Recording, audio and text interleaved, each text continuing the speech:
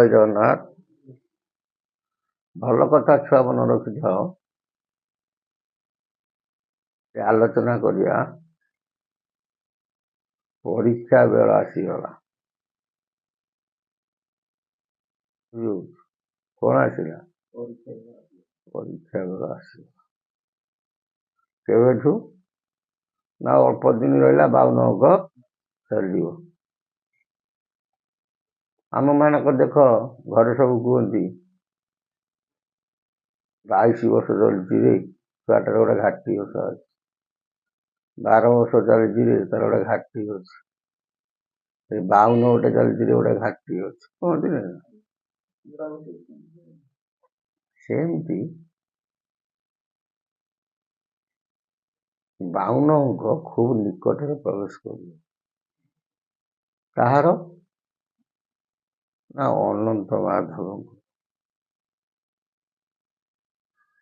ଫେର ଦେଖ 2025 ମସିହା, ଏଇଟା ମାଳିକାରେ ଲେଖା ନାହିଁ, ଏଇଟା ଆମେ ଗୋଟେ ତମକୁ କହୁଛୁ। ମସିହା କଣ ଚାଲିଛି? 2025 ମସିହା ବା 25 ମସିହା।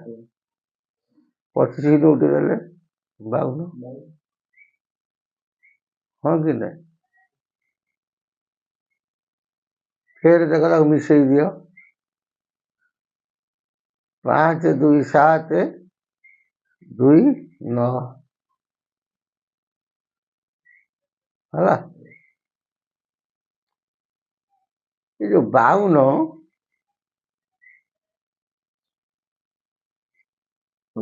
ଟା ହଉଛି ଭାରି ଘଡ଼ି ସନ୍ଧି ମୁହୂର୍ତ୍ତ।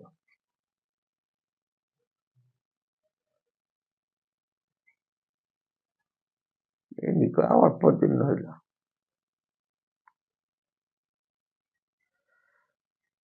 କଳି ଥିବ ସତ୍ୟ ପ୍ରବେଶ କରିବ।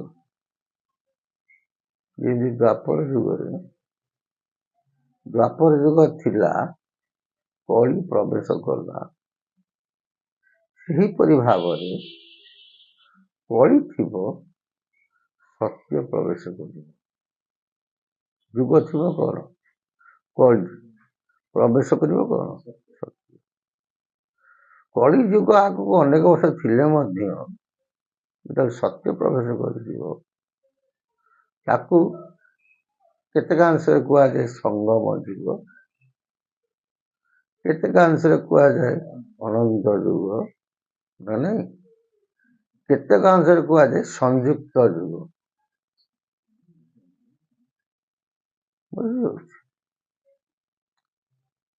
ବର୍ତ୍ତମାନ ସମୟ ତମେ ଦେଖ,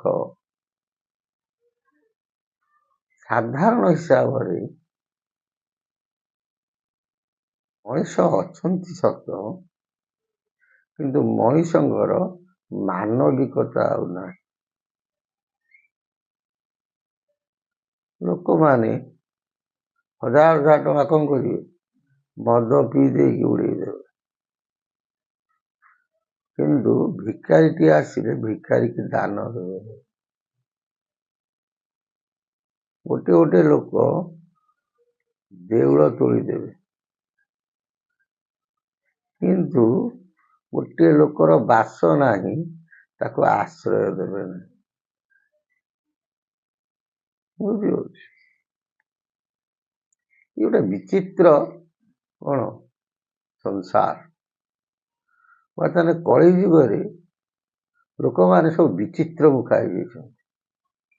ସମସ୍ତେ ଭାବନ୍ତି ଯଦି ମୋ ପାଖେ ଟଙ୍କା ଅଛି, ମୋ ପାଖେ ସବୁ କିଛି ଅଛି। ଯଦି ଟଙ୍କା ଅଛି, ମୋ ପାଖେ ସବୁ କିଛି ଅଛି।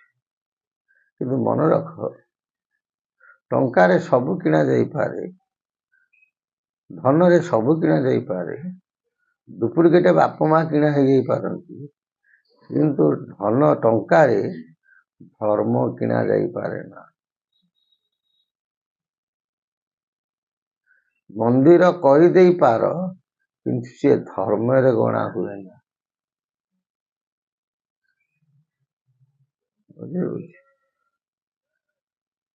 ସେମିତି ବର୍ତ୍ତମାନ ସମୟରେ ଅନେକ ସାଧୁ ସନ୍ଥ କର୍ମାନ୍ୱିତ ନ ହୋଇ ଧର୍ମାନ୍ୱିତ ହୁଅନ୍ତି। ବୁଝିହେଉଛି? କର୍ମ ନ କରି କିଛି ଶାସ୍ତ୍ରକୁ ଅଭିଜ୍ଞତା କରି ଧର୍ମର ଦ୍ୱାହି ଦେଇ କଣ କୋଟିପତି ହେଇଯାଆନ୍ତି। ବୁଝିପାରୁଛ ନା? ଏବଂ ସାଧୁ ସନ୍ତଙ୍କର ଭେକ ଧରି ସାତ ପୁରୁଷକୁ ମଧ୍ୟ ଧନ ରଖିଦିଅନ୍ତି। ବୁଝିହେଉଛି? ଏ ଯୋଉ ଘଟଣା ସବୁ ଘଟୁଛି ବର୍ତ୍ତମାନ, ଏହା ଯୁଗ ଉପଯୋଗୀ ହେଲେ ମଧ୍ୟ ଏହା ଧର୍ମ ଉପଯୋଗୀ ନୁହେଁ। ଜଣେ ବ୍ୟକ୍ତି ଯଦି ସାଧୁ ସନ୍ଥ ରୂପରେ ବିବେଚନା ହେଲା, ସିଏ କାମ, କ୍ରୋଧ, ଲୋଭ, ମୋହ, ମାୟାକୁ ପରିତ୍ୟାଗ କରିବା ତାର ହଉଛି ମୂଳ ସମ୍ପାଦନ। ଜଣେ ସାଧୁ ସନ୍ଥଙ୍କ ନାମରେ ନାମିତ ହୋଇ ଯଦି ଲୋଭାଗ୍ରସ୍ତ ହେଲା, ତାହେଲେ କିଛି ମହତ୍ଵ ନଥାଏ। ବୁଝିହେଉଛି? ଏବଂ ଅନେକ ବ୍ୟକ୍ତି ଆମେ ଦେଖୁଛୁ, ସାଧାରଣ ବ୍ୟକ୍ତିମାନେ ମାଳିକା ଶାସ୍ତ୍ରକୁ ପଢି ନିଜକୁ ନିଜେ ପ୍ରଭୁତ୍ୱ ଲାଭ କରୁଛନ୍ତି। ବୁଝିହେଉଛି? ଏମାନଙ୍କ ଭିତରେ ଏଇ ଯୋଉ ମାନେ ସବୁ ନିଜକୁ ନିଜେ ଠାକୁର ବୋଲି କହୁଛନ୍ତି, ଗୋଟେ ଏମାନଙ୍କ ପାଇଁ ଗୋଟେ ମହାବିପଦ ଆସୁଛି। ବାଉନଗରରେ ସବୁ ଠାକୁର ଧରା ହେବେ। କୋଉ ଠାକୁର ଧରା ହେବେ? ମାନେ ବହୁତ ବ୍ୟକ୍ତିଙ୍କର ମଠ ମନ୍ଦିର ଭାଙ୍ଗିବ, ବହୁତ ଠାକୁର ମାଡ଼ ଖାଇବେ। ବୁଝିହେଉଛି? ଗୋଟେ ଗୋଳ ସୃଷ୍ଟି ହବ। ବୁଝିହେଉଛି? ଅନେକ ବ୍ୟକ୍ତି ଅଛନ୍ତି ମାଛ, ମାଂସ, ମଦ ସବୁ ମାନେ ସବୁ ଅଧ୍ୟୟନ କରିଥିବେ, ସବୁ ଖାଉଥିବେ, ପବିତ୍ର ଭାବ ହୃଦୟରେ ନଥିବ, ଜ୍ଞାନ ବକାଳ କରୁଥିବେ, ଅନେକ ଶିଷ୍ୟ କରୁଥିବେ। ବୁଝିହେଉଛି ନା? ଏଇମାନଙ୍କ ପାଇଁ ବାଉନଗରୀ ମହାବିପଦ। ସଂସାରରେ ସାଧୁ ସନ୍ଥକୁ ନେଇ ବାଉନଗରରେ ଗୋଟେ ଗୋଳ ସୃଷ୍ଟି ହବ। ବୁଝିହେଉଛି? କୋଉ ସାଧୁ ସନ୍ଥ? ଏଇ ଯୋଉ ମାନେ ମାୟା ରୂପୀ ସାଧୁ ସନ୍ଥ।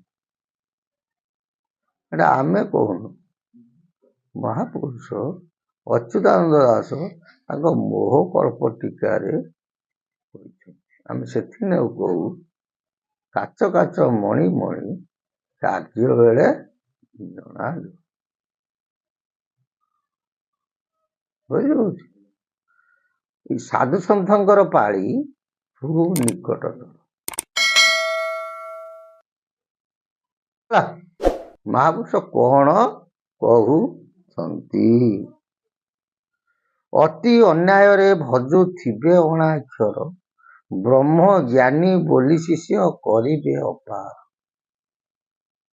ହେ ବାବୁ ରାମ, କଳିର ଯେତେବେଳେ ସଂଘର୍ଷ ସମୟ ଆସି ପହଞ୍ଚିବ, ସେ ସମୟରେ ଅନେକ ବ୍ରହ୍ମଜ୍ଞାନୀ ବାହାରିବେ। ସେମାନେ ଅନେକ ଶିଷ୍ୟ କରିବେ। ସିଏ ନିଜକୁ ନିଜେ କଣ କରିବେ? ସ୍ୱୟଂ ବୋଲି ପ୍ରତିଷ୍ଠିତ ହେବେ। ଅତି ଅନ୍ୟାୟରେ ଭଜୁଥିବେ, ମାନେ ମଦ, ମାଛ, ମାଂସ ଏଗୁଡ଼ା ସବୁ ଭକ୍ଷଣ କରୁଥିବେ। ଜୀବରେ ଦିଲେ ହେଳେ ଦୟା ଭାବ ନଥିବ, ପର ହିଂସୁକ ହେଇଥିବେ, ଲୋଭାଗ୍ରସ୍ତ ହେଇଥିବେ, ମାୟାବୀ ରତ ହୋଇଥିବେ। ଏହିପରି ଭାବରେ ରହି ବ୍ରହ୍ମଜ୍ଞାନ କଣ କରିବେ? ବଖାଣୁଥିବେ। କାହିଁକି? କହିବେ ଆମେ ଅଣାକ୍ଷର ଜାଣିଛୁ, ହେଲା, ଅଣାକ୍ଷର ଭଜନ କରୁଛୁ। ବୁଝିହେଉଛି? ଏହା କହି କଣ କରିବେ? ବହୁତ ଗୁଡ଼ିଏ ଶିଷ୍ୟ କରିବେ। ଏତେ କ୍ରିୟା କଲେ ଭକ୍ତ ହୋଇବେଟି ନାଶ। କହିଲେ ଏତେ ଗୁଡ଼ିଏ କର୍ମ କଲେ ସେ ଯୋଉ ଭକ୍ତମାନେ ସିଏ ମଧ୍ୟ ବିନାଶ ହେବେ। କାହିଁକି? ଆଗରୁ କହିଛେ, ଆଲୋଚନା କରିଛେ, କଳିର ମନୁଷ୍ୟମାନେ କର୍ମାସକ୍ତ ନ ହୋଇ ସମସ୍ତେ ଧର୍ମାସକ୍ତ ହେବେ। କାହିଁକି? ସାତ ପୁରୁଷକୁ ଧନ ଉପାର୍ଜନ କରିବା ପାଇଁ। ମର୍ତ୍ତ୍ୟମଣ୍ଡଳ ଏଟା ମାୟାପୁର, ଆମେ ସେଠି ପରୀକ୍ଷା ଦେବାକୁ, ଏଠି ଦେବତା ମାନେ ମଧ୍ୟ ଆବିର୍ଭୂତ ହୁଅନ୍ତି, ପରୀକ୍ଷା ଦେଇକି ପୁଣି ସେମାନେ ଦେବତ୍ୱ ଲାଭ କରନ୍ତି। ଆମେ ଏଠି କ'ଣ କଲେ? କର୍ମ କ୍ଷେତ୍ରରେ କର୍ମ ସମ୍ପାଦନ କଲେ ନାହିଁ, କିନ୍ତୁ ଧର୍ମ କଲେ ନାହିଁ, କିନ୍ତୁ ଧର୍ମର ଧାର୍ମିକ ବୋଲି କ'ଣ ହେଲେ ରୂପାନ୍ତରିତ। ପିତା ଚୈତନ୍ୟ କାଟି ଜ୍ଞାନ ବଖାଣ କରିବା, ଲୋକ କହିବେ ମହାନ ଧାର୍ମିକ ବା ମହାଜ୍ଞାନୀ ବ୍ୟକ୍ତି, ଏମାନେ ସ୍ଥିରତା ନୁହେଁ। ଏତେ କ୍ରିୟା କଲେ ଭକ୍ତ ହୋଇବେଟି ନାଶ, ଦୁର୍ଗାଙ୍କ ଖପରେ ନିଶ୍ଚୟ ପଡ଼ିବେ ଅବଶ୍ୟ। ବାହୁନ କରି ମା ମାନଙ୍କ ନେଇ ଅନେକ ସାଧୁ ସନ୍ଥ ମଧ୍ୟ ବିନାଶ ହେବେ। ବୁଝି ହଉଛି? ଯେଉଁମାନେ ସମସ୍ତେ ନୁହଁ, ଅନେକ କେତେକାଂଶରେ ଯେଉଁମାନେ ନୀତିହରା ହୋଇଥିବେ, ମାୟା ମୁଖ ଧରି ନିଜକୁ ନିଜେ ପ୍ରଭୁତ୍ୱ ଲାଭ କରିଥିବେ, ସେମାନେ କ'ଣ ହେବେ? ଦୁର୍ଗାଙ୍କ ଖପରେ ବିନାଶ ହେବେ। ଦୁର୍ଗା ବୋଲନ୍ତି ଯୋଗ ମାୟା। ବୁଝି ହଉଛି?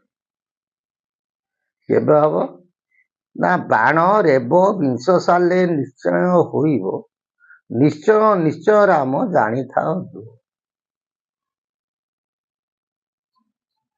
ବାରମ୍ବାର ଦୃଢ଼ତାର ସହିତ କହୁଛନ୍ତି, ହେ ରାମ ଏକଥା ନିଶ୍ଚୟ ନିଶ୍ଚୟ ହବ, ଇଏ କେବେ ହେଲେ ଅନ୍ୟଥା ହବ ନାହିଁ। କେବେ ନା ବାଣ ରେବ ବିଂଶ ସାଲେ ନିଶ୍ଚୟ। ବାଣ ବୋଲନ୍ତେ 5 ବା 15 ପଟ ହଉଛି 5 ବାଣ, ରେବ ବୋଲନ୍ତେ 27, ବିଂଶ ବୋଲନ୍ତେ 20। କେତେ ହେଲା? 52। କହିଲେ ଯେତେବେଳେ ଅନନ୍ତ ମାଧବଙ୍କର 52 ଭୋଗ କରିବ, ସେଇ ସମୟରେ ଏହି ଘଟଣା ମାନ ଘଟିବ। ଶୁଦ୍ଧ ମାଂସ ତାହାଙ୍କର ହୋଇଥିବ ଚାଡ଼, ଦୁର୍ଗାଙ୍କ ଖପରେ ପଡ଼ି ହୋଇବେ ନିଧନ। ସେମାନେ ପୁରୁଷଙ୍କର ଦେହଟା କ'ଣ? ଶୁଦ୍ଧ ମାଂସ ହେଇଥିବେ। ଶୁଦ୍ଧ ମାଂସ କ'ଣ? ଗୁରୁ ପରମ୍ପରାବାଦୀ ହେଇଥିବେ, କିନ୍ତୁ କର୍ମ ତାଙ୍କର ସଠିକ ସମ୍ପାଦନ ହେଉ ନଥିବ। ଏଇମାନଙ୍କର 52 କରି ବିନାଶ ଘଟିବ ବୋଲି ମହାପୁରୁଷ ଅଚ୍ୟୁତାନନ୍ଦ ଦାସ ମୋହକଳ୍ପ ବା କଳ୍ପଟିକାର 2ୟ ଅଧ୍ୟାୟରେ ଏ କଥା 12 ଗୋପାଳ ମାନଙ୍କୁ ଚେତନା ଦେଇଥିଲେ। ତେଣୁ ସମୟ କହିବ ଆଗକୁ କ'ଣ ସବୁ ଘଟିବ, ଆମେମାନେ ସେ ପର୍ଯ୍ୟନ୍ତ ଅପେକ୍ଷା କରିବା। ଜୟ ଜଗନ୍ନାଥ। ପ୍ରଭୁଙ୍କ ସଦିଚ୍ଛା ପୂର୍ଣ୍ଣ ହଉ। ବୋଲ ଆନନ୍ଦିକ ବା ହରି ବୋଲ।